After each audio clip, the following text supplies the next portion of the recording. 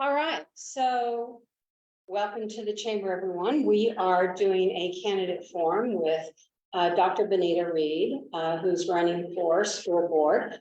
And so we're going to throw a couple of questions, or not really questions, but topics, and just have you give us what your thoughts are in that particular arena, whatever's speaking to your mind at the moment. And let's just go ahead and start with what you feel like the number one priority is for MISD right now.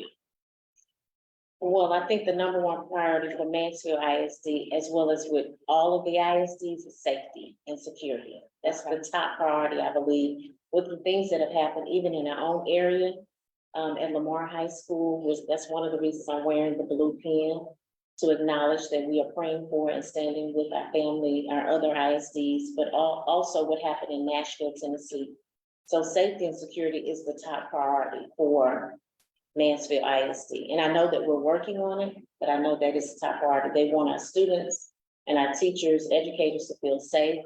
And we as parents, I have an 11-year-old who's in intermediate school here in Mansfield ISD, and she's concerned about safety. So I know that that is the top priority, safety and security. So when we say that, can you go a little deeper down into what that would mean? Yes, well, that means that our kiddos feel safe and that they know that they're safe. That also means that teachers and educators need some training. I remember when I was at Alsa Junior High School in Arlington ISD, we had teacher training, and I know Mansfield does. But now we're gonna have to pivot and do some other kind of training, I believe, because I was questioning a law enforcement person that I know very close to me and my family, my husband, about what we need to do, because this is right now we're in a state of shock that it's happening rapidly across our nation, and it's scary for us. So one of the things that we threw back at each other was having a barrier that's on the outside of the perimeter of the school, whether it's a gate or something along those lines, to deter the person from just coming in, just welcomed into our schools. No, we want our babies and our educators to feel safe. So that would deter the person, while we already have at least one MISD security officer on each campus, but employing a different security person who can detain someone, but also take a look at the cameras, I think that would be healthy as well, because then we can call medical personnel and or emergency personnel, and they should be there within 3 to 4 minutes. So detaining someone, giving our teachers training, our educators the training. And unfortunately, nowadays, we have to train our kids what to do while they're in the schools. They have to know what measures to take to ensure that they walk out and go home each night. Okay. All right, teacher shortage. Let's not talk about teacher shortage. It's not something that we want to hear or know, but it's happening. The teacher shortage is a concern because we need highly effective teachers in the classroom with our babies. So the teacher shortage is happening everywhere. It's not just, singular to Mansfield ISD. What I would hopefully I have an opportunity to work with other board members, and we together would devise a plan that would create competitive salaries, bonuses, lifestyle incentives. I mentioned that before when we talked, so that teachers not only want to come here and live and teach, but they also learn that the community at large is a great place to live. So we make it difficult for them to decide to go anywhere else. So how do we make it difficult? Well, we align ourselves with the Chamber of Commerce, and we say, how can we make our salaries more competitive with the businesses, pitching in a little bit with stipends or bonuses and things of that nature, so that we get the highly competitive teachers to come here, educators to come here. We want to be the top priority for teachers. We want them to say, this is where I want to be, I want to live, and I want to learn, so that I have an opportunity not only just to teach, but also to live in a community that embraces us. So what are you talking about? I mean, when you say the business community, what are you talking about? I'm saying businesses, and now that we have MISD and City of Mansfield partnering on some things, I'm saying with the businesses in Mansfield, I would propose only with other board members to partner with the school district to create some competitive salaries, even if it means placing a stipend for a teacher who may be a team lead or something along those lines. But if the businesses would partner with us along those lines, then I think we will be at the top of every teacher's list. Okay, Make it difficult. So if the Chamber of Commerce would partner with MISD, where you're doing some videography, photography, where you are doing some leadership training classes, we would partner with you in that area because we have teacher training anyway. And so we could reduce some of those costs. I know you don't want to hear me say that, but we could reduce the cost because when the teachers go to training or professional development, we have to pay for that at the school district. But if the Chamber of Commerce were to say, we're gonna do that gratis, then that could reduce some of those expenses. That's just one of a few things that we could do. okay. So let's talk about school finance. Okay. Oh, talk about school finance. Well, our budget, we approve a budget annually that aligns with the school district's vision. And so with finance, we have to make certain that what I call the needs, in my mind, we have a needs chart and the things that we want. So are we meeting the needs that are top priorities? As you said, teacher shortage, we need more teachers. That's probably at the top of the list after safety and security. Something that we may want to bring in more people from the business side, the business sector, to come in and speak to students. We've done that already. So we may want to continue that. That may be a want, but we may be able to do that as long as we meet the needs, safety and security, recruiting teachers, hiring teachers, competitive salaries, employing security to assist with the police officers to ensure that we do have our kids are safe and secure. Things like that, I think would help us with identifying the top priorities in terms of school finance. Now, I will say this, that I think the school had to pivot when we had the cyber attack. So we had to spend money on that, but that also deals with safety and security. So making a change in that regard is something that we need to be prepared for. We've never had some of these issues arise in education before, where we're having cyber attacks and school shootings. So we're having to make certain that we leave a portion of our school finance where we can handle situations that are uncommon and that are unforeseen. But how do you do that? Because there's only so much amount of money that is allotted. Yes. And you know what the system is for that. Yes. And so how do you balance that out? How does that work? What are some potential solutions when it comes to how the system works? If you can't get the system changed, then what are some potential big picture solutions so that, because the funding of education statewide, it is what it is. So what are your thoughts on that? I have some thoughts, but I don't have all the answers, which is the great thing about working with a team of other professionals, and we come in with our own opinion. So one of the things that I would like to see happen is that our state legislator take on a bit more of our school finance. They're taking upon 35%. At one point, they took upon 50%. I'd love to see that they would increase that. If we could provide a proposal that would be very convincing, where they would say, okay, now we'll take on about 45% of the school finance, then I think that would be beneficial. But I don't have to make all decisions by myself. That makes me feel great. I don't know all of the answers, but I would be happy to work with other board members, and I look forward to doing that, to talk about school finances. Okay, what about the advocacy work what's your stance on how boards advocate for different things that in relation to school district? How boards advocate for. Is it something that you feel is important that a board member do? That board members advocate for, I think it's important for board Anything members. coming down that pipeline? Anything, Yeah. well, I am an executive director of an organization where we help to eradicate domestic violence with, not just with with women, but the entire family and teenagers. So I would be an advocate for something like that. I would advocate for, the homeless getting some training, getting clothing, and going back into the workforce. So do I agree with some of the things that we as board members could advocate for? Absolutely, as long as it is going to enrich our community. And I definitely advocate for anything like read-ins or reading literacy programs for our children, reading literacy programs for our parents, because some parents, if we see the entire family engaged, then that improves the entire family's condition.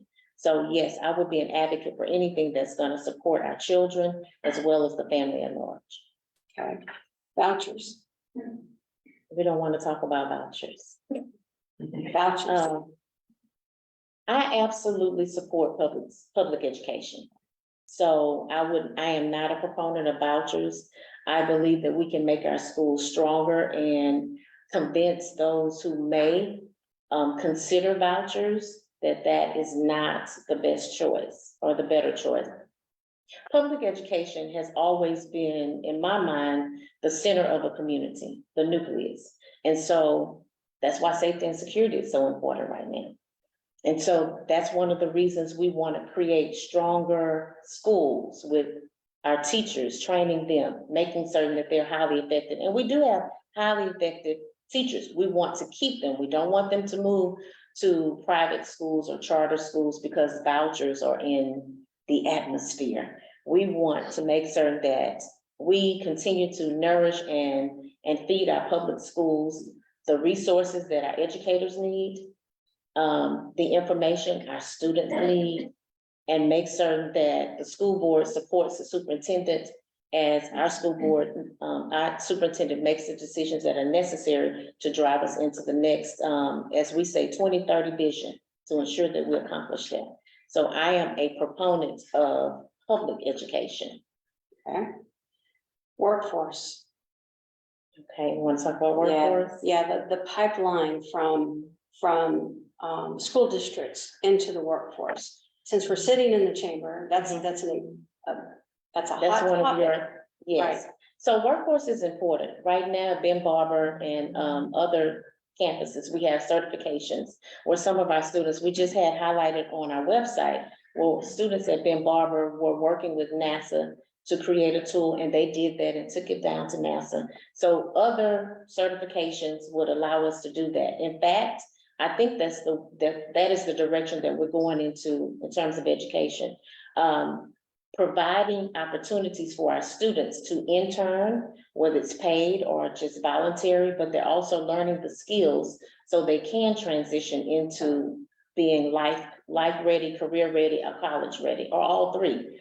But I do believe the Chamber of Commerce could be a great help to that, because you could align a conference with other businesses in the area and even outside of the area where the businesses would commit to hiring. This is just a challenge. The businesses would commit to hiring each business would commit to hiring at least 3 of our MISD students to serve in their business in some capacity as they leave college, as they leave high school. And some of them, as they're in college, they could also work at that local business. And now you said something about you think things are changing. Yes. So tell me a little bit more about that comment. Well, I think we know that they're changing because we keep having school shootings. Right. And that's a problem, because I don't think we've ever had a school shooting. I think the last statistic said that we have about 151 schools mass shootings right now, which surpassed what we had last year. So that's a problem. Schools are changing because schools are having to think about things differently, like safety and security, that we didn't have to think about before. We were living in a trusting environment where you could go up to the door and walk into the school and talk to the school secretary and say, I'd like to see my child. We can't do that anymore. Now we have to be buzzed in, which I am a proponent of, because we need that. But before, 10, 15 years ago, we didn't have to do all of that. You have to verify your identification. 10, 15 years ago, you didn't have to do that. And so while we're educating our students, we also have to protect them. Families are changing. Sometimes you have families who are going through parents going through separation and divorce. The schools sometimes need to know that, especially when that can be a bit different at home, or could create some turmoil between the two parents. You don't want the children to be affected by that. Some other things that are changing is like the career. There's an emphasis now in education on careers. And so with that emphasis, it does give the Chamber of Commerce and other businesses an opportunity to propose to the school district. And just a proposal, the board and the superintendent would have to agree that maybe we could partner on some things to ensure that our students transition very smoothly from academic to industry very well. So those things we have to consider. I think before we wanted our children to go straight from high school to college. Well, what if the baby doesn't want to go to college? Then we want that baby to be life ready. Can you budget? Can you budget your money and your time? Can you manage your emotions? And that's one of the things that we're doing in the schools now. We didn't do that before, but the school has become that nucleus, and it's a part of the family. Parents want to be more involved than ever before, and we should be. Parents want to have a portion of their child's academic curriculum. They want to be a part of that. They want to know what's going on. And we need parental involvement. The more, if we wrap our arms around, I said this before, around those kiddos with the teacher, the principal, and the student is likely to succeed. And usually they supersede the expectations. But we have to join, the three-prong, the parent, the teacher, and the student. We got to join together to ensure that they succeed and continue to thrive. Okay. So how do we deal with this rapid change that's happening and will continue to happen, and it's going to get faster and faster? How does that impact a school district, and what does a board per se have to be aware of in order to adapt to that? That's a great question. I don't know if I have the answer to that, but I will say we can't avoid it. We have to identify measures that we need to take to ensure that we are prepared for some of the changes that we can foresee. I call it forecasting. So what changes do we foresee? Well, we know that we foresee that we have to make some changes in safety and security. That's a no-brainer because of what's happening. We know that teachers have to get additional training, and then we're going to have to train our children while they're in the school setting. We know that we can foresee that the career pathway is being highlighted by different agencies that are part of the school district. So we need to forecast and see what do we need to prepare our teachers for in terms of training. Is it computer? Do we need to provide more training for multilingual computer platforms? Because our district has about 12% of English learners, and that's important. We also have in areas where we can improve with our Title I schools. We have about 42% of our schools that are Title I. So what do we need? What can we foresee now that we need to put in place to ensure our students do well and that our teachers have the resources necessary? Those are things that on the school board, along with, hopefully I have an opportunity to work with other school board members. I look forward to making those decisions with them. I don't know all the answers, but I can bring the educator and the parent, especially the parent perspective when it comes to having our babies in a safe place. Do you think that expectations as a whole are out of alignment with what reality is today? Because things have changed so much. Yes. That maybe our expectations are so different. Yeah. I think that we still have an expectation for our students to be successful. Mm-hmm. I don't think our mindset or our expectations are out of alignment there. I think that we as a school district, we as parents who support our children, we and we want to make certain that the school is hiring those highly effective teachers. We believe that MISD is hiring those highly effective teachers. We talk to those teachers. We go to PTA. We go to parent-teacher conferences. We know that is happening. We simply want, I think what the next step is to make certain that our babies are prepared when they leave us, when they leave and they go to UTA, or they go to Texas Wesleyan or to TCU. We need them to be prepared academically. So we're thinking about what does that look like for them now in this space? What does it look like if they don't want to go straight to college, but they want to go to a career at BMW, or they want to work for the chamber here? What does that look like? What skills and knowledge do they need? So I think that's the type of expectation that we should maintain. I think seriously, what seems to be at the forefront of our minds is that as we send our babies off, that we're going to get them when we come home. You know, we're going to be able to pick them up. We're not rushing to the schools to say, is my baby okay? I would be devastated if I had to rush to the school and ask if they were okay. So I think some of the changes that have to be made are changes that we're making in everyday life, because we're having mass shootings everywhere. So I don't think our expectations are out of line. I don't think our expectations are unrealistic. I think our expectations for success and thriving for our students is right in line with what we should be thinking. It's just the other things that we cannot control all the time. Those are the things that I think we have to put emphasis on. But do you think that the expectation that they can be controlled? Well, I mean, if you think about the world that we came from. Yes. And where we are today, it's vastly different, but our expectation is still sometimes hung up in 10 years ago. You see what I'm saying? I do. And so if you talk about the education standpoint of parents and teachers and what have you, but there's a disconnect between where we were. We all lived 10 years ago in our head, but today it's completely different. I understand what you're saying now. Yet that is unrealistic to believe that we can control every aspect. But what we can do is plan and prepare and practice.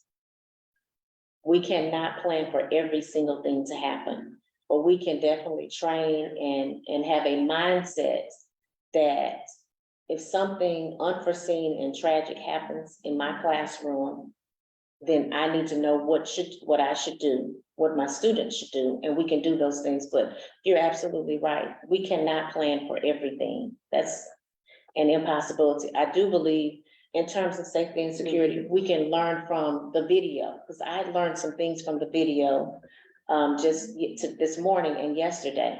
And one of the things I spoke to my husband about, who's in law enforcement, is, well, she was just able to shoot the window out. So could we put plexiglass as opposed to having a glass window? Anything to detain someone who is intention to come inside a school to cause harm to our children and to our educators. Let's do that. Let's look at those videos.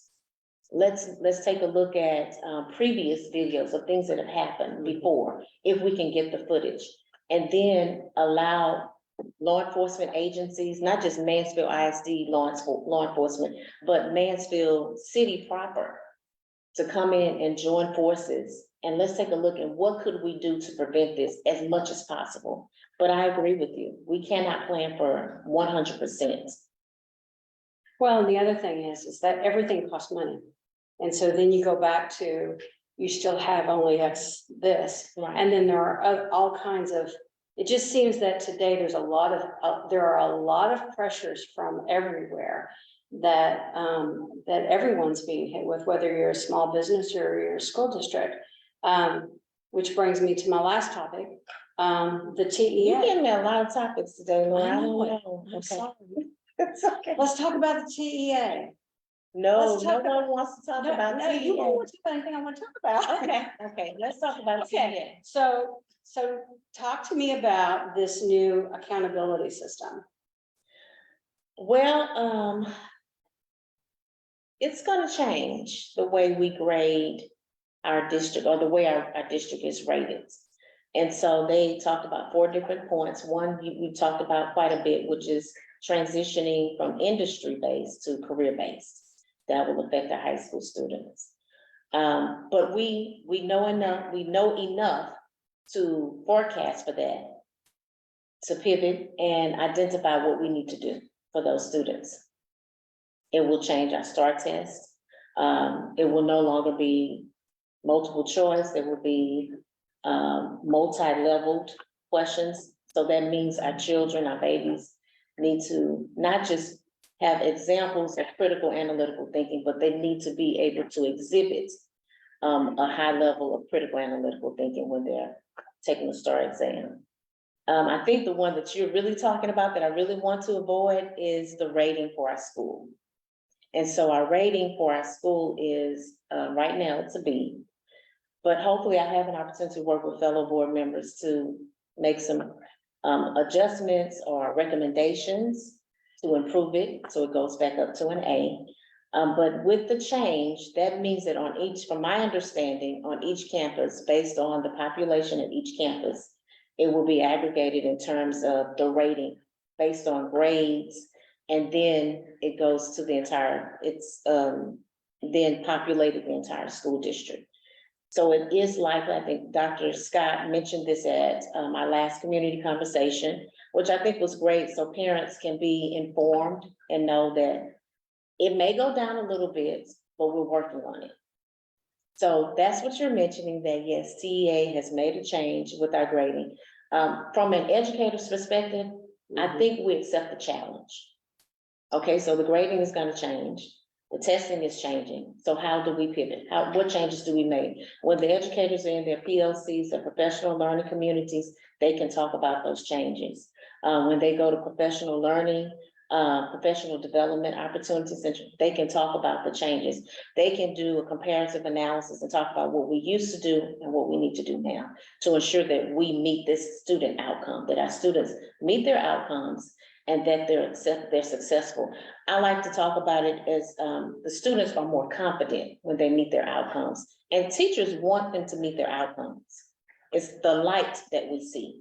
So where are we now? Where would we like to be? So what do we have to do to get there? And I am certain that MISD is going to do that. And I'm hopeful that I'll be on the board. I look forward to working with other board members to make some of those decisions, but I'm grateful that we make it as a team, and I don't have to do it by myself, because these questions are pretty hard, Laura. I don't have all the answers, but I do have experience. I do have over 30 years of experience in education. I do have an 11-year-old who's in the district. I have a bonus baby who's a military general. He's in the Navy, not Army, because my husband's Army. He's in the Navy in Bahrain, but he graduated from Mansfield ISD Timberview and back. So I'm a parent first.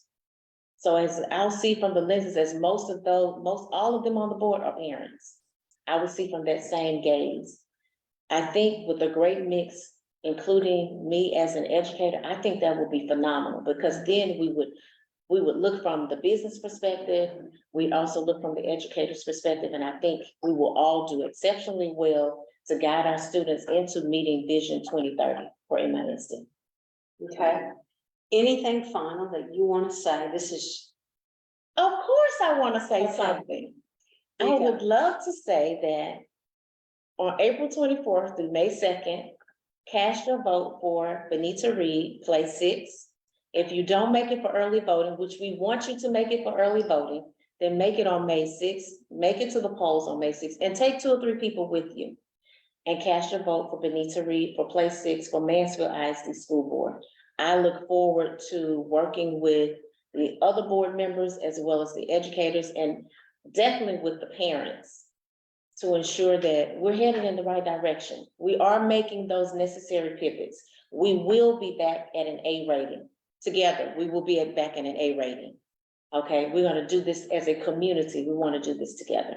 So yes, cast your vote for Benita Reed for place 6 for Mansfield ISD. All right. Thank you so much. Thank you. Appreciate it. I appreciate this.